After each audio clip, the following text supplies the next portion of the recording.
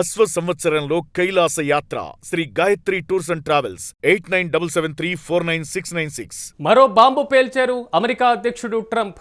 Iran తర్వాత మరో దేశాన్ని టార్గెట్ చేశారు ట్రంప్. ఈ నేపథ్యంలో క్యూబా లక్ష్యంగా ట్రంప్ సంచలన కామెంట్ చేస్తున్నారు. ఇరాన్ తర్వాత క్యూబాను దక్కించుకుంటామంటూ కూడా ట్రంప్ వ్యాఖ్యానించారు. క్యూబాతో అమెరికా భద్రతకు ముప్పు ఉందంటూ కూడా ఆయన కామెంట్ చేస్తున్నారు.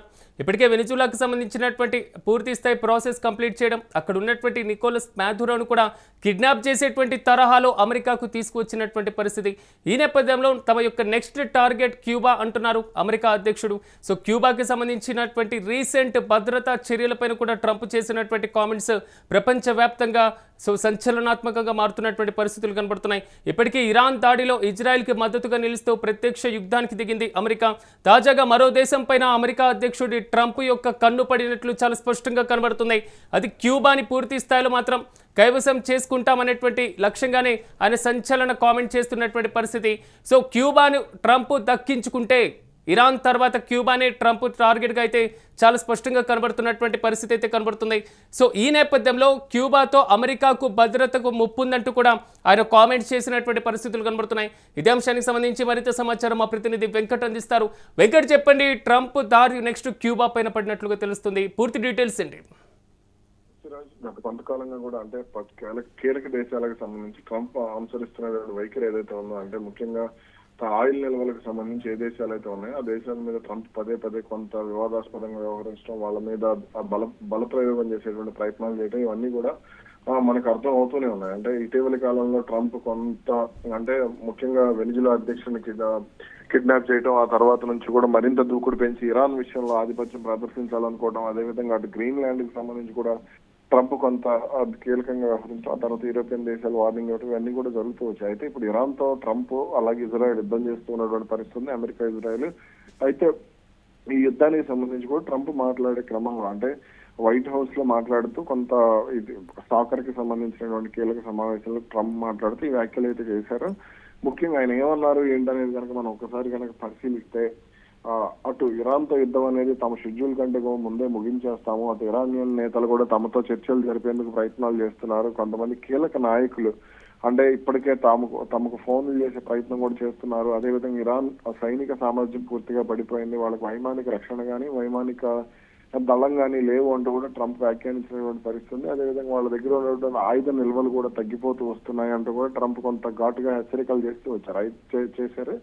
అయితే ఇక ఆ తర్వాత నుంచి కూడా క్యూబాకి సంబంధించి తాము దృష్టి సారిస్తాము, క్యూబా అంటే ముందు నుంచి కూడా క్యూబా అమెరికా విషయంలో కొంత కీలకంగా అంటే దూకుడుగా ఉండేటువంటి ప్రయత్నం చేస్తాం. దక్షిణ అమెరికా దేశాల్లో క్యూబానే ముందు అమెరికా విషయంలో విజయం సాధించింది. చెగువేరా సమయంలో చెగువేరా, ఫిడెల్ కాస్ట్రో ఇద్దరు కలిసి అప్పుడు అమెరికా ఏర్పాటు చేసినటువంటి బటిస్టా ప్రభుత్వాన్ని పోల్చడం, ఆ తర్వాత నుంచి కూడా ఫిడెల్ కాస్ట్రో నేతృత్వంలో అమెరికా ప్రభుత్వం నడవటం, ఇవన్నీ కూడా జరుగుతూ వచ్చాయి. ఆ తర్వాత నుంచి కూడా క్యూబా కొన్ని రంగాల్లో విజయం సాధించినప్పటికీ కూడా అమెరికాతో ఉన్నటువంటి వివాదం కారణంగా వాళ్ళు డాలర్ విషయంలో కొంత అంటే వాళ్ళ మారకం విలువకు డాలర్ కు విలువ లేదు కాబట్టి క్యూబా అనేది ప్రపంచవ్యాప్తంగా ఆర్థిక సంక్షోభాన్ని కానీ వీటన్నిటిని కూడా ఎదుర్కోవడం జరిగింది. ప్రస్తుతం క్యూబాలో కూడా అటు చమురుకు సంబంధించి నిల్వలను కూడా క్యూబా వెళ్లకుండా అడ్డుకోవడంతో అక్కడ కరెంటు కొరత కూడా భారీగా ఏర్పడుతోంది అనే మాట కూడా వినపడుతుంది. దీనివల్ల కొంత గత అంటే 20 రోజుల నుంచి కూడా రాత్రి సమయంలో పగల సమయంలో కరెంటు కొరతలు కూడా క్యూబా ఎదుర్కొంటోంది అనే విషయం అయితే స్పష్టంగా అర్థమవుతూ వస్తుంది. ఇక ఇప్పుడు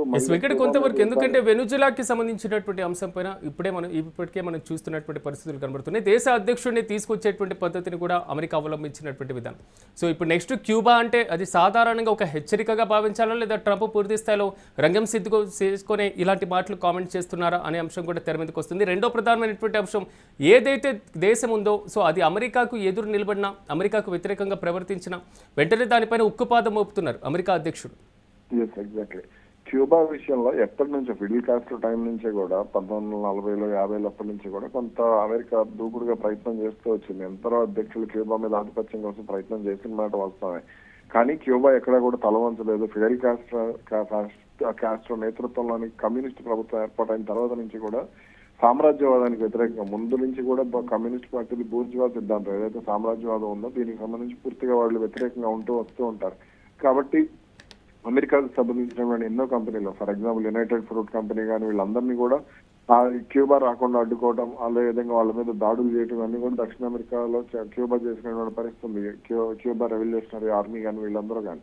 ఇక ఇప్పుడు మళ్ళీ ట్రంప్ సర్కార్ క్యూబా మీద ఆధిపత్యం చలాయించాలి అనుకుంటే మాత్రం ఖచ్చితంగా అది మరో యుద్ధానికి అయితే దారితీసేటువంటి అవకాశం ఉంటుంది. వెనిజులా అధ్యక్షుడి తరహాలో క్యూబా అధ్యక్షుడిని కూడా అవసరమైతే కిడ్నాప్ చేసే విధంగా కూడా ట్రంప్ సర్కార్ అడుగులు వేస్తోందనే మాట కూడా బలంగా వినపడుతూ వస్తుంది. ఏది ఏమైనప్పటికీ కూడా ఇలా కొన్ని ఆయిల్ నిల్వలు కానీ సహజ వనరులు ఏవైతే ఉన్నటువంటి దేశాలకు సంబంధించి ఇలా ట్రంప్ వ్యవహరించడం అనేది ఆందోళనకరమే. ఇక తమతో చర్చలకు హవానా సిద్ధంగా ఉంది అంటూ కూడా ట్రంప్ నిన్న ఈ రోజు అంటే మన భారత కాలమానం ప్రకారం ఈ రోజు ఉదయం ఆయన కామెంట్స్ చేశారు. కాబట్టి ఏం జరగబోతుంది అంటే హవానాకు సంబంధించి అంటే క్యూబా రాజధాని హవానాలో ఏమైనా ట్రంప్ పర్యటన చేస్తారా, లేదంటే అక్కడ అధ్యక్షుడితో ఏమైనా మాట్లాడే ప్రయత్నం జరుగుతుందా అనేది కూడా చూడాలి.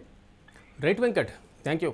మొత్తం మీద 2025లో ట్రంప్ రెండోసారి బాధ్యతలు చేపట్టిన తర్వాత ప్రధానంగా క్యూబా పైన ముందు నుంచి ఆంక్షలు విధిస్తున్నటువంటి పరిస్థితులే కనబడుతున్నాయి. క్యూబా ఏ దేశం నుంచి చమురు పూర్తి స్థాయిలో కొనాలి, ఏ దేశం నుంచి చమురు దిగుమతులు చేసుకోవాలి, మరి ముఖ్యంగా వెనిజులాకి క్యూబాకి పదే హెచ్చరికలు జారీ చేస్తున్నటువంటి వైనాన్ని కూడా మనం చూసాం. అయితే తన యొక్క టారిఫ్ల ప్రభావంతో మాత్రం ఆ దేశాలను ఉక్కిరిబిక్కిరి చేశారు అమెరికా అధ్యక్షుడు. ఈ నేపథ్యంలో మరో బాంబు పేల్చారు తాజాగా ట్రంప్.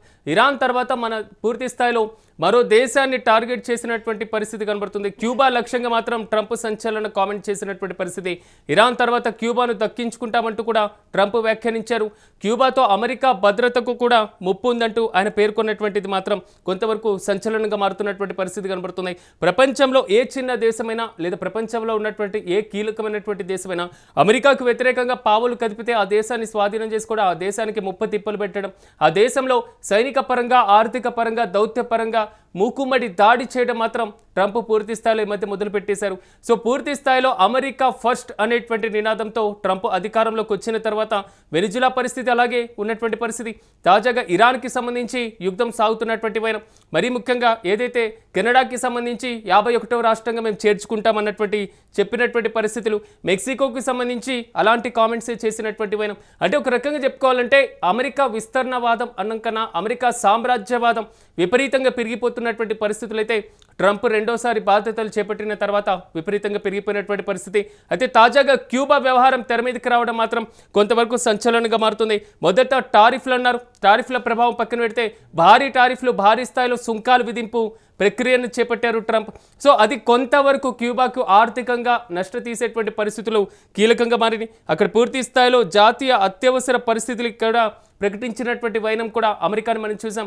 ఈ నేపథ్యంలో క్యూబా తమ తదుపరి టార్గెట్ అంటూ అమెరికా అధ్యక్షుడు వ్యాఖ్యానించడం పైన మాత్రం ప్రపంచ దేశాల్లోనే కాదు క్యూబాలో మరింత కలవరపాటుకు గురి చేస్తున్నాయి.